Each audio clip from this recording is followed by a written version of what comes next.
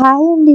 అందరికీ నమస్కారం. ఈరోజు మరొక మంచి వీడియోతో మళ్ళీ మీ ముందుకు వచ్చేసాను. ఈరోజు మన వీడియోలో సగ్గుబియ్యం సేమియాతోటి ఈజీగా, టేస్టీగా 10 మినిట్స్లో తయారు చేసుకునే ఈ సగ్గుబియ్యాన్ని ఇలా చేసి పిల్లలకి కానీ, పెద్దలకు కానీ, మరి మన ఇంటికి ఎవరైనా బంధువులు వచ్చినప్పుడు కానీ అందించారనుకోండి చాలా ఇష్టంగా తాగుతారు. అలాగే మన ఒంట్లో ఉన్న వేడిని తగ్గించి మంచి చల్లదనాన్ని ఇచ్చే ఈ సగ్గుబియ్యం సేమియా పాయసానికి ఏమేమి కావాలి అనేది ఇప్పుడు అయితే చూసేద్దాం.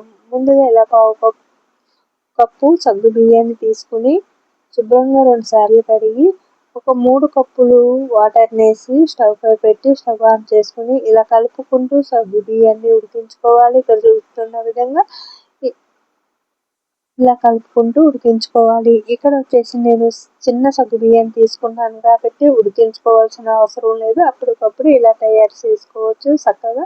ఈ సగ్గు బియ్యం అనేది ఉడుకుతున్నప్పుడే మనము మరొక స్టవ్ పైన ఒక గిన్నె తీసుకుని దాంట్లోకి పావు లీటర్ పాలను వేసి మరిగించుకుందాము. ఇవి ఇలా మరుగుతున్నప్పుడు సగ్గుబియ్యం ఉడుకుతున్నప్పుడు ఒక ప్లేట్లోకి ఇలా పావు కప్పు సేమియాని, అలాగే మరొక ప్లేట్లోకి జీడిపప్పు, కాజు,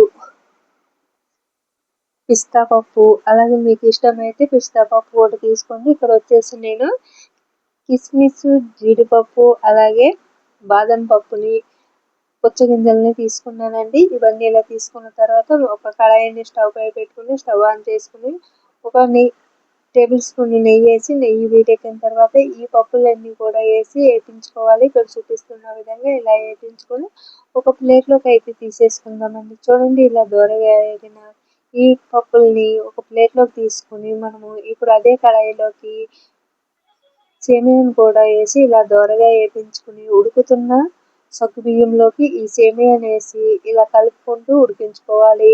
ఇలా ఉడికించుకున్న ఈ సేమియా కాస్త మెత్తబడిన తర్వాత ఒక అరకప్పు పంచదారని వేసి బాగా కలుపుకుంటూ ఇలాగ ఉడికించుకోవాలి. మరి కాసేపు ఉడికిన తర్వాత మనము ముందుగా మరిగించి పక్కన పెట్టుకున్న పాలని కొన్ని వేసుకోవాలండి. అంటే సగం వేసుకుని ఇలాగ ఉడికించుకోవాలి. ఇలా ఉడుకుతున్న ఈ సగ్గుబియ్యం సేమియా పాయసంలోకి మనం ముందుగా వేపించి పెట్టుకున్న కిస్మిస్, బాదం, అలాగే జీడిపప్పు, పుచ్చగింజల్ని కూడా వేసి ఇలాగ బాగా కలుపుకుంటూ, అలాగే మనము ఇలాచీలను పొడి చేసి పెట్టుకున్నాం కదా, ఇలాచీ పొడిని కూడా కొద్దిగా వేసుకుని స్టవ్ ఆపేసుకోవాలి.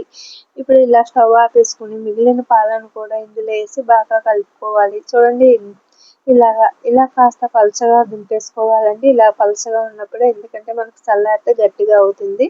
ఇది చూడండి ఇప్పుడు ఒక 10 నిమిషాలు పక్కన పెట్టేసుకుని చల్లారిన తర్వాత ఇలాగా బౌల్స్లోకి వేసుకుని చూడండి ఇక్కడ చూపిస్తున్న విధంగా ఇలాగ చల్లారిన తర్వాత నేను వేరొక గిన్నెలోకి అయితే తీసేసుకున్నానండి. ఇప్పుడు ఇలాగా గ్లాసుల్లో కానీ లేదా ఇలా చిన్న బౌల్స్లో కానీ వేసి ఇలా స్పూన్ వేసి అందించండి. చాలా ఇష్టంగా తాగేస్తారు. చూసారా, చల్లారిన తర్వాత ఇలా గట్టిపడింది కదా, ఇలా గట్టిపడుతుంది అనమాట. కాస్త పలుచగా ఉన్నప్పుడే మనము దింపేసుకోవాలి. ఎంతో టేస్టీగా ఉండే ఈ సగ్గుబియ్యం సేమియా పాయసం ఇప్పుడు మనకి రెడీ అయిపోయింది. ఒంట్లో ఉన్న వేడిని తగ్గించి మంచి శక్తినిచ్చే ఈ సగ్గుబియ్యం పాయసాన్ని మీరు కూడా ఒకసారి ట్రై చేయండి. నచ్చితే లైక్ చేసి షేర్ చేయండి.